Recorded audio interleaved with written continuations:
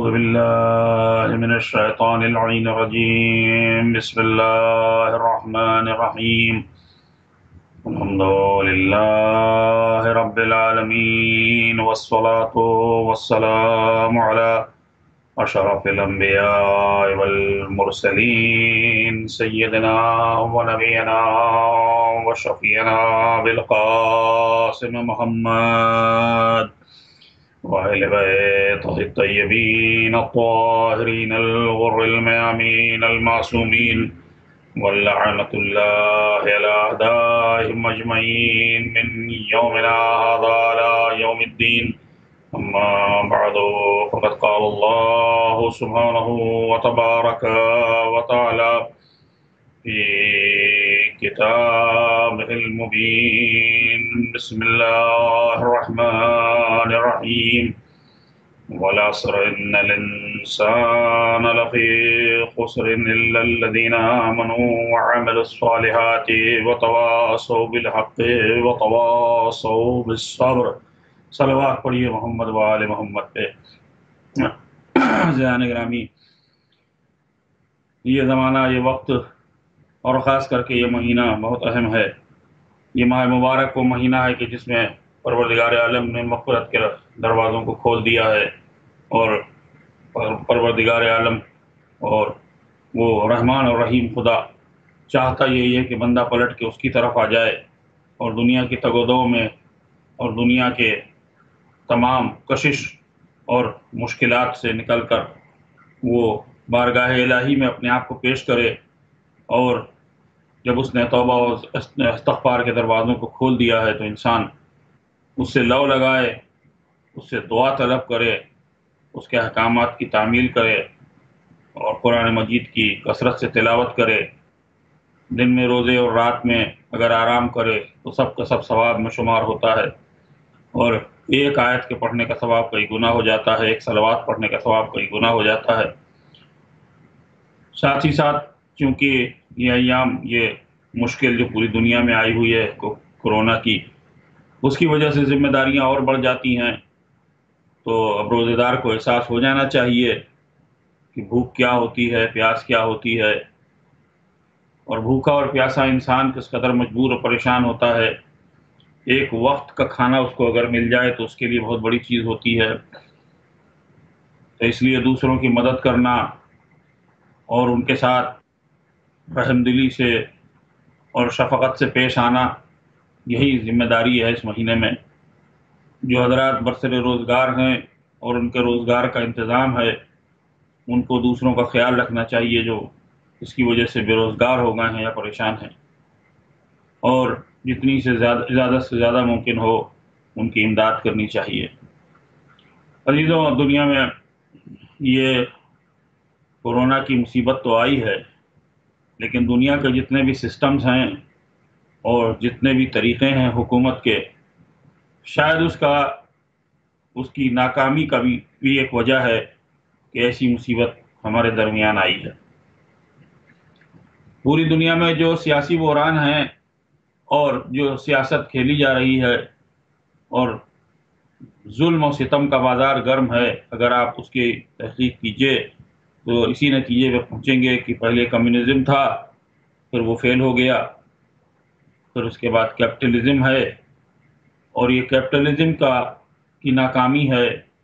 کہ جو وہاں پہنچ چکا ہے کہ چند لوگوں کے ہاتھ میں اتنی زیادہ دولت ہے، کثرت سے دولت ہے، اور باقی تقریباً 99% لوگ مفلس اور بیکار ہیں اور نادار ہیں. تو جن کے کل کے کھانے کا بھی، ان میں سے کچھ ایسے ہیں جن کے کل کے کھانے کا بھی انتظام نہیں ہے، آج کا بھی انتظام نہیں ہے. تو اس لیے یہ بھی ایک طرح کا ایک ظلم ہے کہ جو اقتصادی ظلم ہے، کہ اس کے پیچھے پردہ جو طاقتیں کام کر رہی تھیں انہوں نے اپنا فائدہ اٹھایا، عوام کو بیوقوف بنایا، ان کے حقوق کے اوپر مسلط ہو گئے، ان کے تمام حقوق کو چھین لیا گیا. جو ڈیموکریسی کا نعرہ دیا گیا تھا، آج 250 سال تقریباً ہوتے ہیں، 225 سے اوپر سال ہو گئے ہیں امریکہ کی آزادی کے، اور اس کو سب سے بڑی ڈیموکریسی مانا جاتا ہے، لیکن اس سب سے بڑی ڈیموکریسی میں ڈیموکریسی ناکام دکھ رہی ہے. تو जितने भी वो लोग कि जिनका ताल्लुक डेमोक्रेसी से है, लॉ मेकर्स जो कहलाते हैं, जो कानून दां हैं, कानून बनाते हैं, वो सब के सब बिके हुए हैं। तो जहाँ सबसे बड़ी डेमोक्रेसी बिक गई है और जहाँ सबसे बड़ी हुकूमतों को सरमायादार लोगों ने खरीद लिया है, तो इस पूरे सिस्टम की इस खराबी की वजह से पूरी दुनिया में मजालिम का एक पूरा बाजार है जो गर्म है, जिसके नतीजे में पूरी दुनिया में जुल्म हो रहा है। हमें भूलना नहीं चाहिए, हमारे मजहब से कोई ताल्लुक नहीं है, लेकिन वेनेजुएला में भी बहुत जुल्म हुआ है। वेनेजुएला के लोग तो क्रिश्चियन हैं, वो मुसलमान नहीं हैं, लेकिन इसलिए जुल्म किया गया है कि वो इनकी हुकूमत के सामने उसने घुटने नहीं टेके और वो हुकूमत के सामने झुका नहीं वहाँ का हाकिम। और वेनेजुएला के पास तेल है, अब चूंकि आजकल तेल की कीमत के ऊपर असर पड़ गया है, तो लिहाजा तेल की कीमत के ऊपर असर पड़ने की वजह से ये समझा जा रहा है कि शायद अब वेनेजुएला के ऊपर हमला नहीं किया जाएगा, लेकिन जहां तक हो सकता है वो कोशिश यही करेंगे कि जितना हो सके दूसरे के गले को घोंट के रख दो। इसलिए इराक में यही किया गया, यही ईरान में किया जा रहा है कि ईरान वाले सांस तक न ले सकें, इनको कोई हक नहीं है जीने का, ऐसा माहौल बनाया जा रहा है, जबकि उन्होंने किसी के ऊपर न जुल्म किया है, न सितम किया है, न किसी के हक को छीना है, न किसी मुल्क के ऊपर हमला किया है। उनकी अपनी तहजीब है, उनका अपना रहने का तरीका है, वो जिस तरीके से चाहे रहें। लेकिन जब जुल्म दुनिया में बेइंतहा बढ़ जाता है, तो शायद हो सकता है कि खुदा की तरफ से ये मुसीबत हम पर डाली गई है, इसलिए ताकि जालिमीन को उनको कैफिर किरदार तक पहुंचा दिया जाए। दुनिया की तमाम ताकतें फेल हो गई हैं एक छोटे से वायरस के साथ। बड़े से बड़े हुक्काम और सलातीन सर झुकाए हैं इसके आगे। आप इसका अंदाजा कर सकते हैं कि जब वायरस के सामने दुनिया की ये कैफियत है, तो अगर वो आ जाए कि जो साहिब असर और ज़मान हो, उलिल अम्र हो और अल्लाह की तरफ से भेजा गया हो, तो उसने अगर एक चश्मे ज़दन में पूरी दुनिया को मुनक़लिब न कर दिया, तो ताज्जुब की क्या बात होगी। तो हो सकता है हमको झिझोड़ने के लिए, हमको याद दिलाने के लिए, हमारी हैसियत को बताने के लिए, हमारी हकीकत को बयान करने के लिए, हमारे तकब्बुर को ख़त्म करने के लिए, दुनिया के ज़ालिमीन को एक सबक सिखाने के लिए भेजा गया है। लेकिन अगर सूरत हाल का तज्ज़िया कीजिए तो बहुत ख़तरनाक नज़र आ रही है। इसमें अभी ये नहीं समझ में आ रहा है कि ये ख़त्म कब होगी, और ख़त्म हो जाने के बाद ज़िंदगी क्या उसी तरीके से रहेगी जैसे पहले थी, और उसके बाद क्या सूरत हाल होगी इक़्तिसादी और लोगों के कारोबार की और लोगों के रोज़गार की। हो सकता है ये 2 साल लगें, हो सकता है 3 साल लगें, हो सकता है साल भर में मसला हल हो जाए। जब भी होगा, ये जाते जाते बहुत ज़्यादा नुकसानात लोगों के करके जाएगा। तो ऐसे मौके पर सिर्फ यही है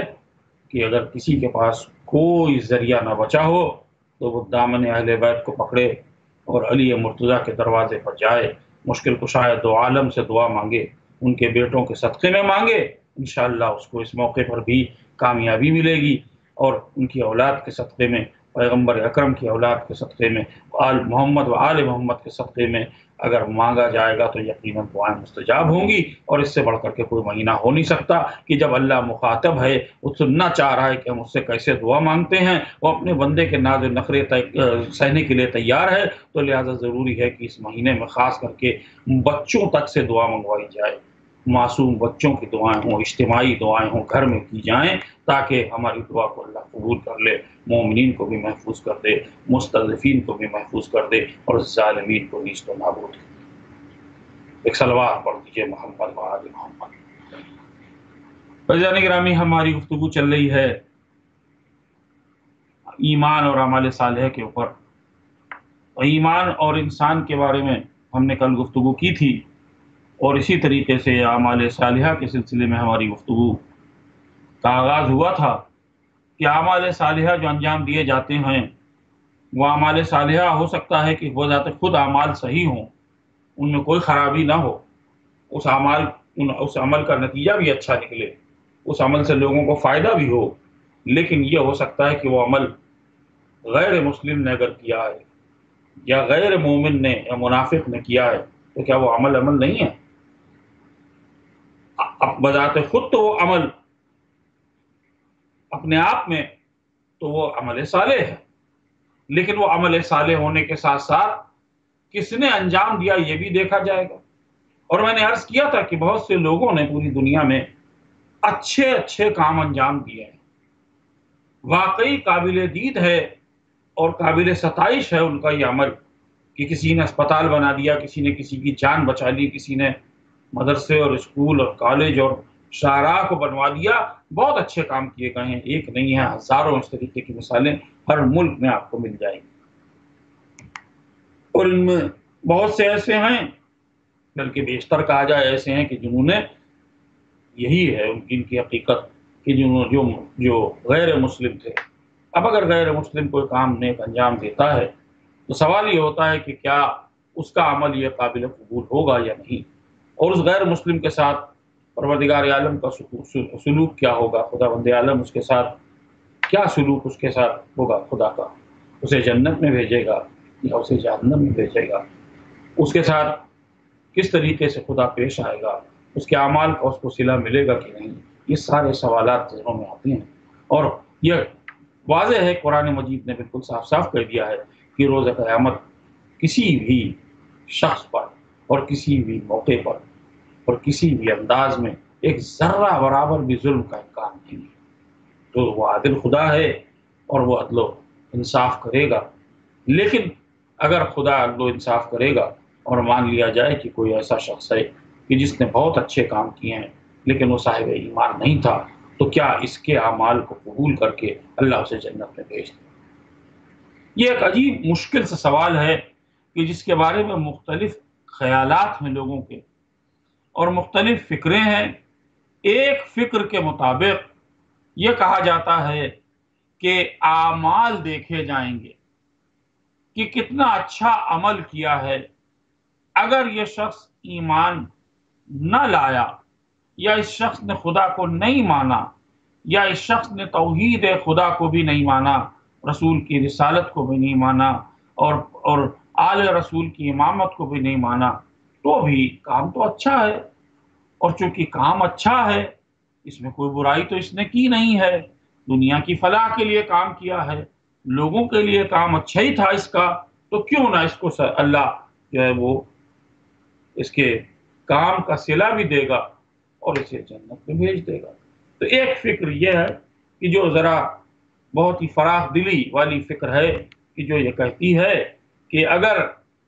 उसने नेक काम किया है तो अब बस सिर्फ ये वजह कि ईमान नहीं लाया,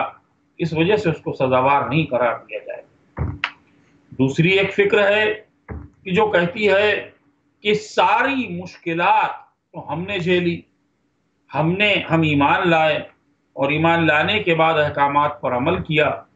हमने खुदा की इताअत की, रसूल की इताअत की, आइम्मा अताहार की इताअत की, हुक्म खुदा पर अमल करते रहे, कितनी पाबंदियों में रहे, कितनी मुश्किलात से ये दिन और रात गुजारे, और उसके बाद हमने जो भी अमल किया वो किया, लेकिन हमने जो ये तकलीफ उठाई ईमान लाने के बाद, इस तकलीफ के सिले में हमको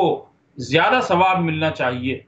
उन बेईमानों के मुकाबले में कि जो ईमान लाए नहीं थे। किसी एक मौके पर उन्होंने कोई अच्छा अमल कर दिया तो उस अच्छे अमल का उनको इतना बड़ा सिला मिलेगा कि हमारे ईमान लाने से भी ज़्यादा बेहतर हो जाएगा और वो जन्नत में चले जाएंगे। तो गोया कहने का मकसद यह है कि लोग कहते हैं कि ईमान लाना ही शर्त है कबूलियत अमाल की। तो अगर ईमान लाना भी शर्त है कबूलियत अमाल की, और ये इनकी फिक्र है, और कुछ ख्यालात ये हैं कि हम कुछ नहीं बता सकते, हमें नहीं मालूम है कि क्या होगा, और शायद यही रास्ता बेहतर है मेरी नज़र में। मैं कोई मुफक्किर और आलिम नहीं हूँ, मैं तो एक जाहिल मुतलक हूँ, हकीकत यह है, और मुझे इसका इकरार करने में कोई शर्म नहीं है। और बात यह है कि मेरी तो फील्ड भी ये नहीं है, लेकिन खुदा ने तौफीक अता फरमाई है, लोगों की ज़र्रा नवाजी है, अहले बैत के दर ये की गदागरी है कि जिसके नतीजे में चंद जुमले कहने का मौका मिल गया है, बाकी उसके अलावा कुछ नहीं है दामन में हमारे। लेकिन हम इतना ज़रूर जानते हैं कि किसी भी शख्सियत के बारे में या किसी भी इंसान के बारे में हम अपनी तरफ से कोई राय कायम करना ना शुरू कर दें। ہمیں یقین ضرور ہے کہ اگر وہ شخص مومن ہے تو اسے یقیناً اللہ کی طرف سے رحم و کرم سے ہمکنار ہوگا، اس پر اللہ کی رحمت ہوگی، پیغمبر کی شفاعت ہوگی، محمد و آل محمد کی شفاعت ہوگی، اس کے نیک اعمال، اس کی مجالس کرنا، اس کے غم حسین میں جانا، زیارات کرنا، اور نہ جانے کتنے اس نے نیک عمل کیے تھے کہ جس کا اس کو بہترین صلہ روز قیامت بھی ملے گا اور برزخ میں بھی ملے گا۔ ہم اس پر یقین کامل رکھتے ہیں۔ دراصل ہم یہی سمجھتے ہیں کہ یہی ایک امید کی کرن ہے ہماری نجات کے لیے۔ تو اس لیے ہمارے سلسلے میں تو ہم یہ کہہ سکتے ہیں کہ بہت سے لوگوں کے سلسلے میں، لیکن ہم کو کسی کے لیے رائے قائم کرنا بہتر نہ ہوگا، اس لیے کہ بہت سے ایسے لوگ اس دنیا سے گزرے ہیں کہ جن کے بارے میں ہم اگر رائے قائم کرنے لگیں گے تو شاید نتائج بڑے عجیب و غریب ہوں، لیکن بہت سے ایسے واقعات سنے اور حکایات پڑھی ہیں کہ جس میں پوری زندگی سیاہ گزری، لیکن ایک عمل کوئی ایسا تھا جو قابل قبول ہو گیا اور وہ نجات کا سبب بن گیا۔ مثلا ایک پلک کی گواہی، ذرا یہ سوچئے کہ پلک کی حیثیت کیا ہوتی ہے جسم میں، لیکن حکایات میں اور واقعات قیامت میں ملتا ہے کہ ایک شخص ایسا بھی ہوگا کہ جس کا کوئی عمل ایسا نہیں ہوگا جو قبول کیا جائے، تو لہذا حکم خدا ہوگا کہ اس کو لے جاؤ اور لے جا کر اس کو دوزخ کی آگ میں ڈھکیل۔ جب فرشتے اس کو لے کر دوزخ کی آگ کی طرف بڑھنا شروع کریں گے تو وہ پلک، اس کی آنکھ کی ایک پلک گواہی دے گی کہ پروردگار، اور جیسے ہی ہوگا خدا کی طرف سے حکم ہوگا اس کو روک لو، ہمارا کچھ اس کے اوپر باقی ہے۔ اس وقت وہ پلک گواہی دے گی کہ پالنے والے، ایک ایسا موقع تھا اس کی زندگی میں، صرف فقط ایک، کہ جس وقت اس نے تجھ کو یاد کیا اور اس کی آنکھوں میں آنسو اتنا آیا کہ میں تر ہو گئی، بس اتنی سی گواہی اس قابل ہو جائے گی کہ خدا کہے گا کہ اے میرے ملائکہ اس کو واپس جنت کی طرف پہنچا دو، اس کو چھوڑ دو، اس کی پلک نے گواہی دے دی ہے کہ اس نے مجھے یاد کیا تھا۔ تو جو خدا اتنا پسند کرتا ہے کہ بندے اس کو دل سے یاد کریں، اور اس کی یاد میں اگر آنکھیں تر ہو جائیں تو نجات کا بندوبست ہو جاتا ہے، تو یقیناً اگر کسی نے نیک کام کیا ہے، یقیناً کسی نے اگر امام حسین کی یاد میں ایک چرہ آب بھی کسی کو پلا دیا ہے پیاسے، اگر کسی نے سکینہ کی یتیمی کو یاد کر کے کسی یتیم کو ایک لقمہ کھانا کھلا دیا، اگر کسی نے جلتے ہوئے کربلا کے خیام کو یاد کر کے کسی کے گھر کو آباد کرنے کے لیے انتظام کر دیا ہے، تو ہمیں یقین ہے کہ وہ رحیم و کریم خدا یقیناً اس کو معاف کر دے گا۔ لیکن اگر کوئی شخص ایمان نہیں لایا ہے اور اس نے نیک کام کو انجام دیا ہے تو یہ جو عمل ہے بذات خود تو نیک ہے، لیکن کرنے والا کیسا ہے یہ دیکھا جائے گا۔ تو اس سلسلے میں نے عرض کیا تھا کہ نیت کے اوپر بہت بڑا دار مدار ہے۔ اگر نیت آپ کی اچھی ہے اور صحیح نیت سے کام کیا گیا ہے تو تھوڑے عمل کو اللہ قبول کر لے گا۔ اگر صحیح نیت سے 2 رکعت نماز پڑھی جائے تو وہ زیادہ بہتر ہے، بجائے اس کے کہ نیت نہ ہو ٹھیک اور 100 رکعت نماز پڑھی جائے۔ اگر نیت اچھی ہو، نیک اور صالح اور خالص ہو، اللہ کے لیے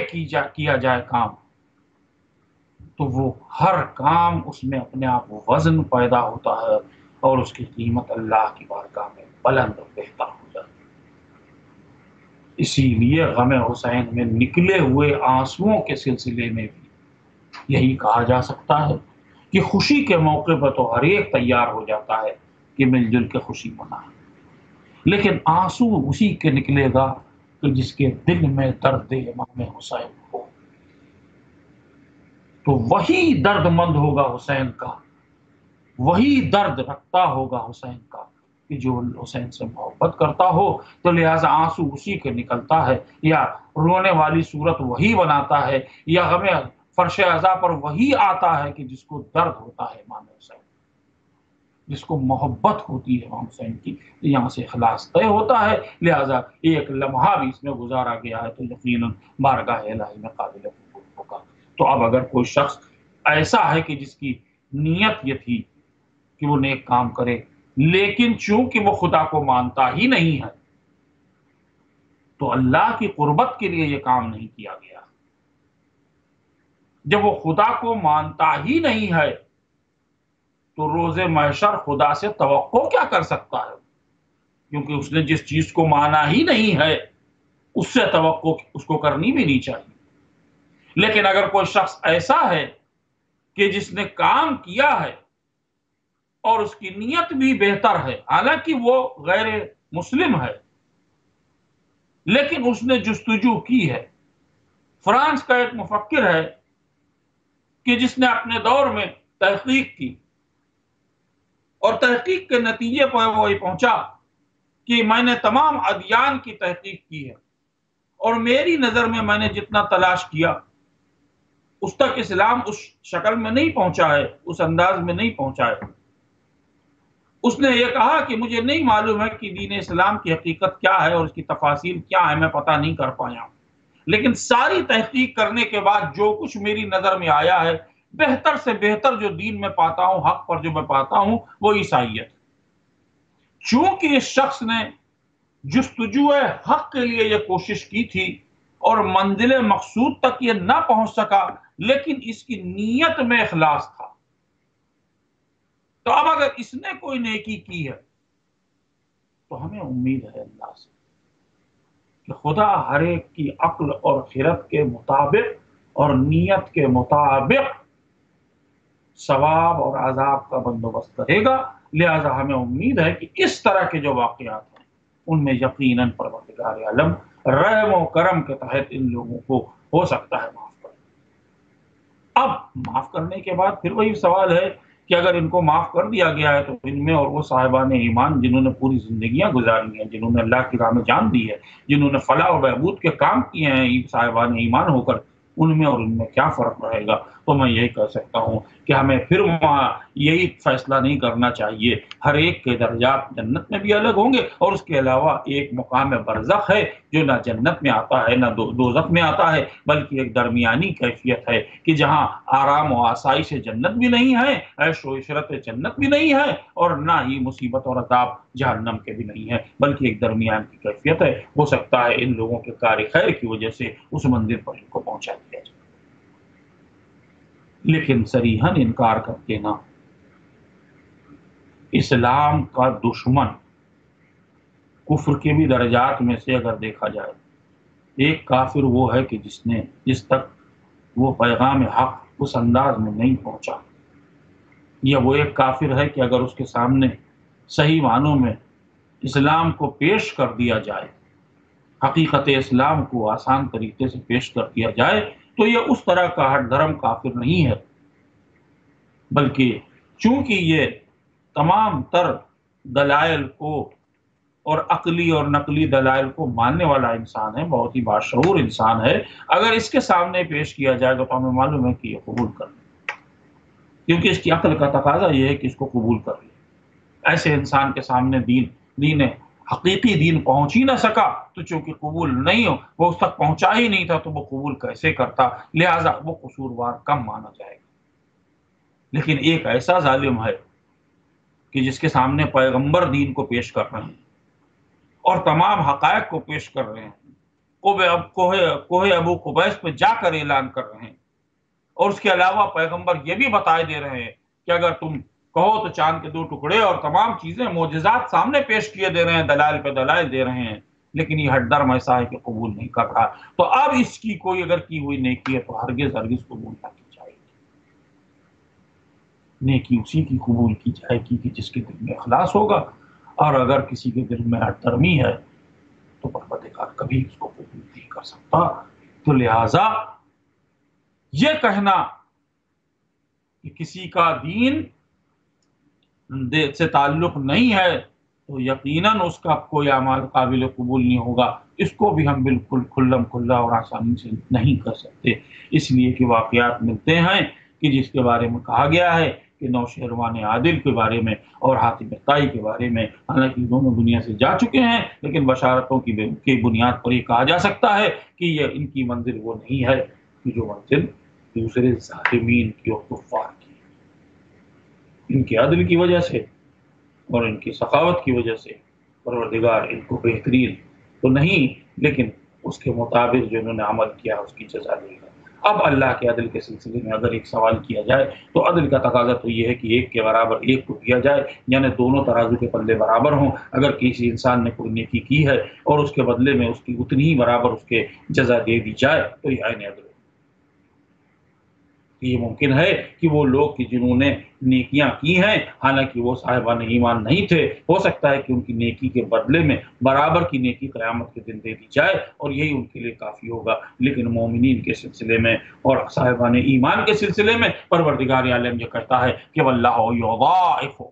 پروردگار تو اس میں بھی اضافہ کر دے گا، پروردگار اسے بھی بڑھا دے گا. ایک کے بدلے میں 10 ثواب دینے والا وہ پروردگار ہے. تو اس لیے اگر یہاں ایک نیکی کی گئی ہے تو وہاں 10 بلکہ اس سے بھی زیادہ ایک والی اور اس میں 70 دانے اور ان 70 دانوں کو بھی بڑھا دے گا. یہ قرآن کی آیت موجود ہیں کہ جن سے ظاہر ہوتا ہے کہ اگر ایک بار نیکی کر دی جائے اللہ کی بارگاہ میں اخلاص نیت کے ساتھ تو وہ کامیابی کی دلیل بن جاتی ہے. اسی لیے اگر انسان نیکی کے راستے پر چلے اور اللہ اور رسول اور اہل بیت کی خوشنودی کے لیے کوئی عمل کرنا چاہتا ہے تو وہ ہمیشہ کامیاب ہوتا ہے، وہ عمل ناکام کبھی نہیں ہوتا ہے اور قیامت تک اس کا ثواب اس کو ملتا رہتا ہے ثواب جاریہ کی شکل. یہی نتیجہ ہے اپنے اعمال کے تحفظ کا اور قبولیت. اب اگر کوئی شخص یہ فیصلہ کر لے کہ میں زیارت کے لیے جاؤں گا، پیغمبر اکرم کے روضے کی زیارت کروں گا، اگر یہاں سے کوئی شخص دنیا کے کسی بھی کونے سے پیغمبر کے روضے پر جاتا ہے، یہ بہت بڑا سفر ہے. ایک ایک قدم کے بدلے میں اگر جزائے خیر نہ ملے تو میں تعجب میں ہوں گا. جس نے ایک قدم رسول کی طرف بڑھایا ہو رسول اس کے بدلے میں نہ جانے کیا کیا دے دیں گے. اور اگر جگر گوشہ رسول کے روضے کی طرف بڑھا دیا ہو یعنی کربلا اور نجف اور کاظمین اور سامرے کی جانب، تو فقط یہ نہیں کہ جس امام کے روضے پہ آپ جائیں گے بلکہ رسول اس کا ثواب دینے کی ذمہ داری لیتے ہیں. کیوں؟ اس لیے کہ ایسی قربانی ہے کہ اس سے بڑھ کر کے کوئی قربانی ممکن نہیں تھی اور حسین نے وہ قربانی پیش کی ہے کہ جو کچھ حسین کے پاس تھا وہ سب دے دیا راہ خدا میں. آج اگر ہم شکر گزار ہیں تو حسین کے کہ زیر خنجر جب تلوار چل رہی تھی تو حسین کہہ رہے تھے اے پروردگار میں نے اپنا وعدہ پورا کر دیا ہے تو اپنا وعدہ پورا کر دے، میرے نانا کی امت کو بخش دے. پروردگار نے یقیناً اس حسین کے اس سوال کے اوپر جواب دیا ہوگا. وہ کہتا ہے کہ نحن اقرب من حبل الورید، میں تو تمہاری شہرک کے بالکل نزدیک ہوں. اب اسی شہرک سے اگر یہ آواز آ رہی ہے کہ میرے نانا کی امت کو بخش دے، میرے چاہنے والوں کو بخش دے، تو پروردگار نے حسین کی دعا کو سن لیا ہوگا. اللہم صلی علی محمد وآل محمد، اللہم لعن قتلۃ الحسین واولادہ واصحابہ، اللہم ارزقنی زیارت الحسین وشفاعۃ الحسین فی الدنیا والآخرہ. پروردگار عالم ہماری اس عبادت کو قبول فرما، ہمارے گناہ کبیرہ اور صغیرہ کو معاف کر دے. پروردگار یہ مہینہ ہمارے ہاتھوں سے نہ نکل جائے اس سے پہلے کہ ہم اس سے جدا ہوں. خدایا ہمارے تمام جتنے بھی گناہ ہیں، غلطیاں ہیں، معصیت ہیں، تکبر ہے، عجب ہے، تمام نفس کی برائیوں کو ہم سے دور کر دے، کو نیک و صالح بنا دے. تو دنیا کی خدمت کرنے کی توفیق عطا فرما. مصیبت زدہ اور پریشانی میں جو لوگ ہیں اور جو مستضعفین ہیں ان کے اوپر خاص اپنا احسان کر دے. پڑھنے والے انسان میں تڑپ رہی ہے اور درد میں ہے اور ہم کو اس کی نصرت اور اس کی حفاظت اور اس کی خدمت کرنے کی توفیق عطا فرما. مقامات مقدسہ کی حفاظت فرما اور ہم سب کو نیک اعمال کہ ایسی کرنے کی توفیق عطا فرما، اس مہینے میں تو ہم سے راضی ہو جائے۔ ربنا تقبل منا انک انت السمیع العلیم۔